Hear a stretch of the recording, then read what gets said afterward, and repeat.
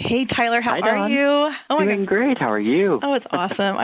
Such a fan. I mean, I'm such a fan of your Oh, work and the show. I thank mean, truly, you. I'm just like fangirling right Oh, now. that's so sweet. Oh my gosh, thank you. I'm excited to do this.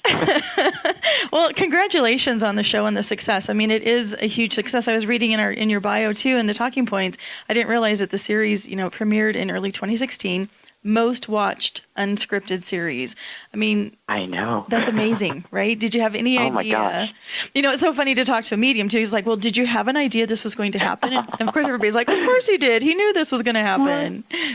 So funny. Yes. Well, actually, even I was surprised. It was really, I mean, I knew how much heart went into it, and I knew, of course, how emotional and how impactful the show would be, but it was really incredible to get that sense of validation. I'm so thankful to be back for season two.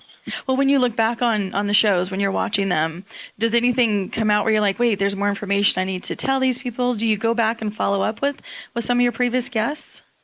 Absolutely, yeah. There's definitely moments throughout the show where I do actually do follow-ups. And one of the great parts of season two that you'll actually see is that I do a follow-up with Snooki. So her reading was really a big part of season one. And in season two, I actually get to kind of go back to her town and meet her family and put the faces to a lot of the names that came through in our original session. And that's actually one of my favorite parts of season two is that you kind of get to see these families and the friends' reactions and the impact that the readings have on them. So it's one of my favorite parts. Well, I know I'm looking forward to season two, I saw the list of guests that you're going to have on, so it's fun. And I have to tell you, I always giggle when I am so surprised, or I guess I shouldn't say I'm surprised, when the celebrities are surprised that you don't recognize them. They seem a little like, he didn't even know who I was. So funny. I love it. It cracks me up. That's a little dose of reality there, which I love that. You can't, It is. and Keeps that them is humble. Keeps them unscripted humble. too. Right. I wanted to Exactly. ask you too. When you were younger, I was reading that it was you began receiving intuitive mental images when you were only 10. What was that Right. like for you? How did you realize what was happening, and how does a 10-year-old take that on? Right. Well, I literally woke up with it. I basically just woke up one night completely out of nowhere and knew that my grandmother was going to pass away. So I walked into the other room to tell my mom, and before we got the chance to actually walk out the door, her phone rang, and we got the call that my grandmother had just passed. So from there, I mean, I was just really very overwhelmed in processing her passing and the fact that I had felt it before it had happened. And I started finding that in dreams, individuals would start coming through very vividly. And my grandmother was one of those people that came through and clear as day would just relay messages as though I was talking to her in real life. And I started finding that strangers would start coming through in these dreams and doing something very similar. And I found that when I would go throughout my day-to-day life at school and throughout doing what I was going to do, that I would share these dreams that I was having with people, and they would validate that the person I dreamt of was actually their loved one, and that was a message for them. And that was really a lot to handle. Oh, I can only imagine, especially as a 10-year-old.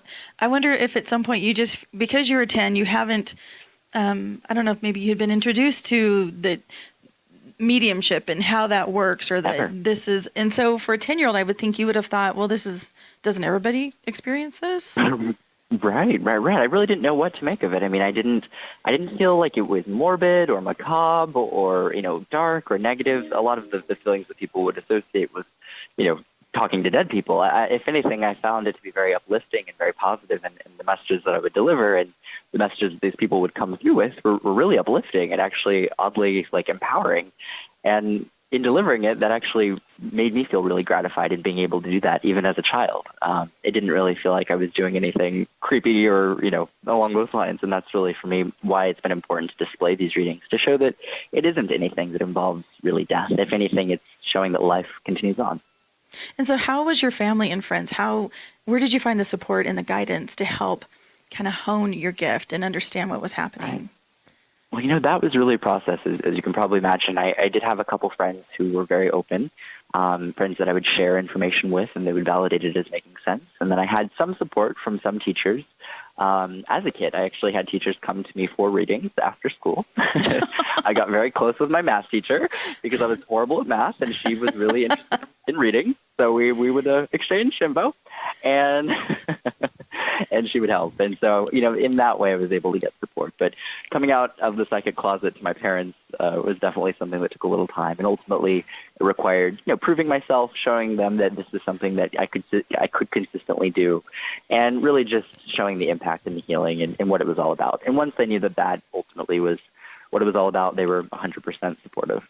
And how do you turn it off, Tyler? Because I know there's got to be some way, even like when you're doing, phone interviews like these are, right, being able to turn it off so you can actually participate in the interview as opposed to sure, having voices come through. Do you have a way of closing the door, give me a timeout? How do you do that? Right, absolutely. I mean, people oftentimes think of disability as like an on or an off switch, but I actually kind of compare it to like a volume dial. When I go throughout my day-to-day life, I kind of am always picking up on background noise. There's always residual impressions either coming through from my surroundings or from the people I'm talking to. And when I go to a reading and I know that I'm going to have to be doing a reading, I kind of take what's generally in the back of my mind and bring it to the forefront of my mind. So I turn that volume dial up kind of consciously to try to really be aware of what's coming through and what's being communicated. And when I sit down in a reading, that volume dial is hopefully, full blast, and I'm able to communicate all of what's coming through. And then when I leave, I kind of actively have to try to decompress and ultimately kind of turn that volume down so that I can go throughout my day-to-day life and not be, overwhelmed with impressions or messages. So where do you see this going? I mean, the success with Hollywood Medium with Tyler Henry. How do you, is this what you thought it was going to be? How did this get started for you? Who approached you? Right. It was really a really bizarre process for me because I started off in a very small town in Central California, and basically through word of mouth, I did readings in that small town. And in a very short period, I basically started getting calls from all over the world. And a lot of them, were in other states, and some of which were, also in California, but all throughout the state, up and down. And so I found myself traveling to Northern California, Southern California, to accommodate to these readings. And eventually, I just basically found a niche in Southern California. I started getting a lot of outreach. So to accommodate to those readings, I would meet with these people every weekend, where my mom would drive me through that commute. And from there, I basically just met all the right people. I was introduced to various producers and people who showed interest in what I did and saw the healing capability they could have in being displayed on a larger platform. And from there, it went. So it kind of just fell into my lap. But I really feel like it happened for a reason. And obviously, it was a lot of hard work to get here. Oh, my gosh, so really absolutely. Well, and that's the thing, too, is I think our listeners, and I think maybe common questions or perceptions is people like, well, did you not see this coming? You knew this was going to happen. Right. But it doesn't quite work that way for yourself, does it? That's correct. Yeah. I mean, I was actually told by another clairvoyant that I would ultimately have an opportunity to have a television show at the age of 19 and that I would write a book, and all of this has happened. So she was completely dead on in her reading of me. The reason why I actually don't want to know who I'm reading or where I'm going is because I never want to be biased with any information that I might know about a client. In the same way, I have a hard time telling my own future because we as people are inherently biased about ourselves. So I, kind of have my own anxieties, fears, thoughts, things that I kind of have to take into consideration. And for that reason, it can be sometimes difficult to intuitively get an idea of my own future. Whereas a stranger, I don't really have as emotional of a connection with. So I'm able to be more objective in what's coming through. Oh, I think it's amazing. I love watching the show and I love the work that you do. I think. Oh, thank you. And for people that, I think you've said that are maybe not necessarily open to it. I don't want to say non-believers. How do you tell somebody or advise, I don't want to say necessarily advise them, but get them to open or to encourage them to open? Sure. Well, look, I mean, first, I think it's important to say that skepticism has a place, and healthy skepticism is a positive thing. If you're being skeptical, it means that you're asking questions. It means that you're thinking, and that's such an important part, obviously, of not only the learning process, but just growth as a human being. So that I'm all for. What I'm not a fan of is cynicism, and cynics are definitely out there. I think anyone in the public eye gets them. But cynics basically have their mind made up before they've even had a remote understanding of the process. And that can be difficult because at that point, you're basically trying to convince somebody that is just refusing to hear what you have to say. So I choose to focus on the people that I am able to help. And by these clients' own testimonials, they acknowledge that many of the details that come through in readings, they've never discussed publicly. They couldn't be researched, information that couldn't be Googled. And that's, of course, the information that I really aim to try to deliver in a reading because that validates the process. And that's what it's all about. But the proof is in the pudding. No, absolutely. Well, and one person that does come to mind is Boy George. I remember Sure. I watched that segment, and I know some people that you do readings for, they're skeptical, but they're open. They're like, no, I want to see how this goes. I'm excited, but I'm a little nervous. Whereas he was digging his heels in.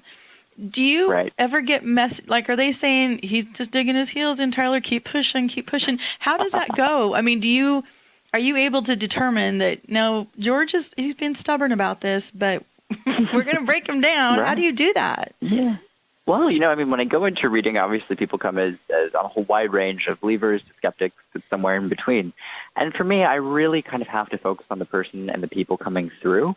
And that's my number one priority in a reading. So whether a person is open, and receptive, or completely closed off, not to say that I don't care, it can't be my primary focus. And so in the case of Boy George, which is a great example, I was still continuing to deliver what was coming through, regardless of the fact that he was clearly not open. And for me, I've done this long enough to know that ultimately what I was saying had validity and was correct. And ultimately his manager barged into the reading and validated everything that was coming through, and questioned him as to why he wasn't being open and validating information that was clearly correct. So I've done this long enough to have that confidence, and ultimately people are going to get from it what they're going to get from it, depending on where they're at in their grief process, where they're at in their openness, in their spiritual journey, and I totally respect that. But I do my job no differently than I would, even if someone isn't feeling it. Oh yeah, that was one of my favorite episodes. His manager was just throwing a fit. Oh, it was great. I love it. It was one of my favorites. And it was a great learning experience, and yeah, I no hard feelings there. Well, Tyler, it has been such a pleasure and honor to speak with you. I have two really quick questions before I let you go, because I know we're going to cut off here shortly. No worries. Just because I have to ask, does anybody come through like while we're talking? Oh, good question. Like we mentioned earlier, kind of like in order to do interviews, they usually kind of have to be able to turn that volume down. So at the moment, there is not anything coming through super strongly. But if you would like an actual reading, that we could totally do that at some point. We could schedule that, and that would be great. It usually requires about an hour's worth of time. Oh my gosh, that would be awesome. I kind of describe it like therapy. Yeah, it's like we wouldn't give 5-minute therapy. So, like, I always tell people, let's get like an hour-long reading and do it in a way and like set it up, because it's a lot to take in. And when I start going, I can't really do it like in 30 seconds. So of course it becomes not. a whole experience. I'm just always curious. Is somebody trying to come through and you're like, go away, we're doing an interview. Right. Stop it. So, I thought that was kind of funny. Right. And then, of course, somebody said, ask him, Hillary or Trump? What are we going to see? Wow, you don't have to answer that. Oh, you're sweet. You're so sweet. I'm not worried. I think we'll be okay. We'll be fine. Everyone can exhale. We'll be good. That's so funny. We'll be good to go. Well, again, Tyler, it's been a pleasure speaking with you. And again, season 2, Hollywood Medium with Tyler Henry, premieres on Wednesday, August 10th at 8 p.m., which is Eastern Time, Pacific Time on the E! Network. Like I said, I'm just a little fangirling here. I am. Oh, you were so sweet. True Thank believer. you. I love the show and I love your work, and it's a pleasure. So I love. I appreciate it.